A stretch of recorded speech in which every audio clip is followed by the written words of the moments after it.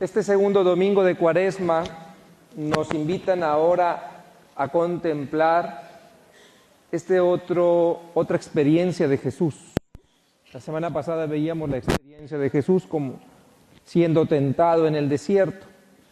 Y ahora nos invitan a contemplar esta experiencia de Jesús transfigurándose, es decir, manifestando o enseñando su gloria, su vida divina a sus discípulos. Para entender mejor qué es lo que nos quieren decir de Jesús, hay que poner un poco en contexto este texto. Previo, en los tres evangelistas sinópticos, Mateo, Lucas y Marcos, previo a la transfiguración, hay un pasaje que le da mucho sentido a esto.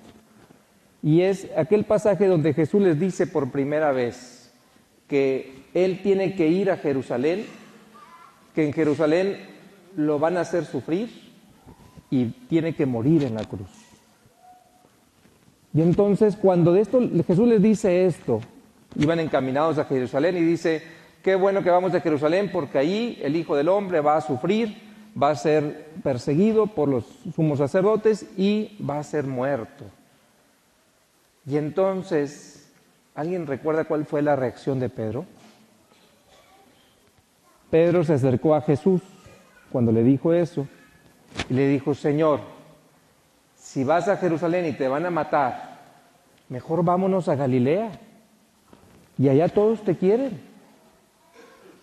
Para que ustedes se den una idea, imagínense que ellos iban de Monterrey a Laredo, ya iban por Sabinas, cuando Jesús les dice esto y Pedro le dice, pues mejor nos regresamos a Monterrey, ¿verdad? Galilea y Jerusalén eran polos opuestos. Y entonces Jesús agarra a Pedro y le dice, aléjate de mí, Satanás, porque tus pensamientos y tus caminos no son los de Dios. Entonces, habían sufrido esta experiencia los discípulos cuando Jesús toma precisamente a Pedro, el que le había dicho esto, a Santiago y a Juan, los dos hermanos más cercanos a Jesús. Dice el pasaje que a ellos tres se los lleva a la montaña, los retira. La montaña era siempre ese lugar donde Dios se revelaba, donde Dios hablaba. Y entonces Jesús se los lleva al encuentro con Dios. Y en ese retirarse al encuentro con Dios, estos tres discípulos tienen una experiencia única. Jesús les enseña quién es Él. Él es el Hijo de Dios. Y ese transfigurarse, yo quisiera que se lo imaginaran ustedes como mostrarles la vida divina que habitaba en el interior de Jesús. Jesús les deja ver nada más así como les abre un poquito la puerta a su corazón y ellos ven cómo se transfigura, es decir, se llena de luz, signo de la vida divina, y Él entonces les muestra quién es Él. Y les dice, si voy a la cruz, este es el mensaje que está de fondo en la transfiguración, si voy a la cruz, yo sé por qué voy a la cruz. Soy el Hijo de Dios. Y no solamente Jesús les dice eso, sino que después se escucha una voz del cielo. Esta es una experiencia de los discípulos, una voz del cielo que dice, este es mi Hijo muy amado. ¿Se acuerdan cómo termina esa frase? Escúchenlo. Este es mi Hijo muy amado, escúchenlo. Esto es lo que el Padre pide sobre Jesús. Y de esa manera lo que le está diciendo Dios Padre a los apóstoles es, si Él les dice que va a la cruz, escúchenlo y síganlo, háganle caso. No está hablando con necedad, no está diciendo algo que no vaya de acuerdo a mi voluntad. Escúchenlo y yo le agregaría y síganlo. Entonces, este pasaje de la transfiguración es una revelación a los discípulos para reafirmarlos, porque andaban ya medios temblorosos. Eso de ir a Jerusalén a la cruz, pues ya no les estaba gustando. En un principio, cuando siguen a Jesús, Jesús empieza a hacer milagros. Y todo el mundo quería estar con Jesús. Y entonces para los discípulos, estar con Jesús Pues era padrísimo, ¿no? Multiplica el pan y los pescados, camina sobre las aguas, sana enfermos, todo el mundo lo aclama y lo quiere ver y tocar. Así yo también hubiera querido estar con Jesús. Pero cuando les dice, sí, nada más que voy a terminar en la cruz, ¿qué le dijo Pedro? No, Señor, ¿sabes qué? Yo mejor aquí pinto mi raya, ¿verdad? Mejor vámonos para Galilea. Y entonces este encuentro es como para reafirmar la voluntad de los discípulos y decirles, si me acompañan, esto es lo que van a ver al final en la resurrección, la gloria de Dios. ¿Qué nos dice este pasaje a nosotros el día de hoy? Bueno, para empezar hay que darle gracias a Dios que para encontrarnos con Él no hay que subir a Chipinque, ¿verdad? Con venir aquí a la iglesia es suficiente, porque si no, algunos batallaríamos para llegar a la montaña, ¿verdad? Pero en el fondo, este pasaje, yo quisiera empezarlo a aplicar en nuestras vidas a partir de la siguiente frase de la segunda lectura. Dice, pues Dios, dice San Pablo, es quien nos ha salvado y nos ha llamado a que le consagremos nuestra vida. A que le consagremos nuestra vida. No porque lo merecieran nuestras obras. No nos ha salvado porque lo merecieran nuestras obras. ¿Sino por qué? Porque así lo dispuso Dios gratuitamente. Nosotros experimentamos el amor de Dios. No porque seamos buenos, no porque hayamos hecho muchas penitencias, sino porque así Dios lo ha querido. Nos ha querido regalar su amor. Gratuitamente. No hay nada que hacer que justifique todo lo que hemos recibido.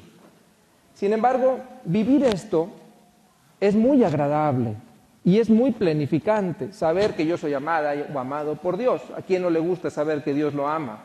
A todos nos gusta. Y sí, dicen que los amigos se conocen, ¿en qué momento? En las buenas conoces cualquier amistad, porque en las buenas cualquiera está contigo. Pero los amigos se conocen en las malas, cuando las cosas se ponen duras. Y entonces cuando yo les digo a todos que Dios los ama y que tienen en Él un caudal de gracia, de amor, de vida, para poder vivir, tener salud y salir adelante en sus vidas, todo el mundo dice, yo quiero creer en Jesús. Pero cuando las cosas se ponen duras, cuando vienen las pruebas de fe, cuando vienen las pruebas económicas, cuando viene la exigencia de perdonar a quien no puedo perdonar, cuando vienen las exigencias de amar a quien me cuesta amar, entonces los amigos de Jesús somos probados. Entonces el amor de Dios en nosotros es probado. Y entonces nosotros es cuando volteamos con Jesús y le decimos, Señor, se me hace que tus palabras están fuera de la realidad. Eso de pedir fidelidad a un matrimonio durante toda su vida es una carga muy pesada. No se puede, Señor. Eso de pedir que yo lleve a cabo la paternidad responsable como la Iglesia me lo propone, eso es de otros tiempos, eso no es tuyo, Señor. Eso de vivir con justicia en mi negocio, no se puede porque el que no tranza, no avanza. Eso de no promover la corrupción para evitarme problemas y tiempos, tampoco es mío, Señor. Y entonces cuando vienen las pruebas, eso de aceptarte en una enfermedad y saber que aunque esté enfermo, tú caminas conmigo. En la salud, te lo digo, bendito sea Dios, pero en la enfermedad. Y entonces, cuando vienen las pruebas, cuando Jesús nos dice, si quieres caminar conmigo, toma tu cruz y sígueme. ¿Qué le decimos nosotros? Tus palabras son necias. Tus palabras no las entiendo, son muy duras. Y entonces viene el Padre a decirnos, este es mi Hijo muy amado. ¿Qué dice después? Escúchenlo. Pero para ello tenemos que retirarnos a la montaña. así como lo hicieron los discípulos. Tenemos que salirnos de ese bullicio en el que todos estamos corriendo casi todos los días y no tenemos tiempo para el silencio interior. Tenemos que darnos un momento para nosotros y precisamente eso es la Cuaresma. Un tiempo especial de gracia para retirarnos un ratito a la montaña. Pónganle el nombre que quieran a la montaña, váyanse al Santísimo, váyanse a caminar a algún lugar solos, pónganse a leer en su cuarto, métanse en su regadera si quieren. 2 horas estaría medio raro, pero bueno, si quieres meterte 2 horas ahí, pues adelante, ¿no? Pero dispón tu corazón para encontrarte con Dios en esta Cuaresma. Eso es lo que te está pidiendo este pasaje. Aléjate, vete al encuentro con Dios, porque solamente en el encuentro con Dios podrás entender que Él está contigo en la prueba.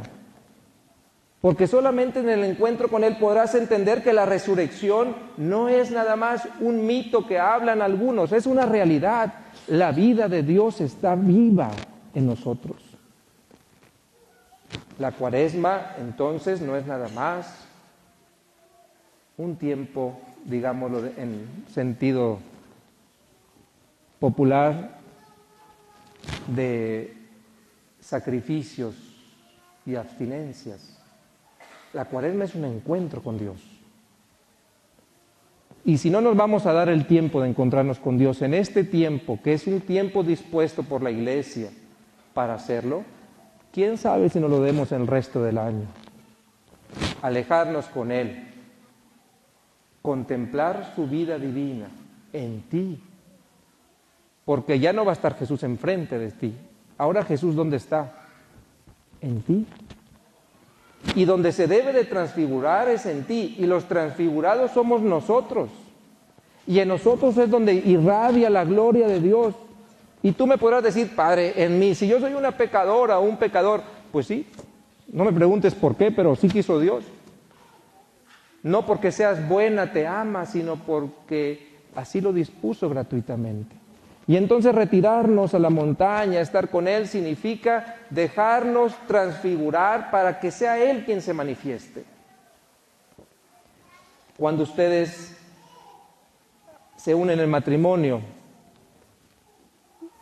ustedes se prometen mutuamente ser testigos del amor de Dios para su pareja.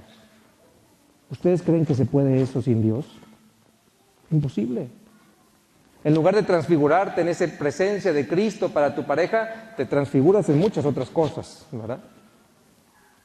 De repente en un monstruo que aparece por ahí, o en un bulto que está al lado de la cama, o en muchas cosas te transfiguras, menos en Jesucristo. Bueno, nuestra tarea en esta semana sería darnos el tiempo para estar con Él y escucharlo. A la hora que tú quieras, en el lugar que tú quieras, pero por ti, por tu bien, por tu felicidad, por tu salvación, que ya tienes y que no estás disfrutando lo mejor, date ese tiempo de estar con Él, de acercarte a su palabra, de escuchar su palabra y de entender dónde está Dios hoy en tu vida. Si por tu cabeza estás pensando, gracias a Dios no tengo problemas que me estén poniendo a prueba, a lo mejor estás siendo tentado por Dios. Porque el que no tiene problemas es el que no se esfuerza, el que no quiere avanzar, el que no quiere caminar, el que no tiene retos. Y a lo mejor te tendrías que poner un poquito más de exigencia en tu manera de amar a tu familia, del tiempo que te dedicas para crecer como hijo de Dios. Pidámosle pues al Señor que sea Él quien nos hable a nuestro corazón y nos permita transfigurarnos en lo que Él quiere, en los hijos de Dios que estamos llamados a ser.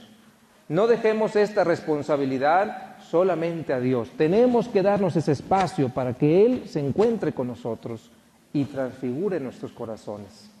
Y siendo así, podamos entonces disfrutar de la Pascua, disfrutar de su resurrección en esta Semana Santa.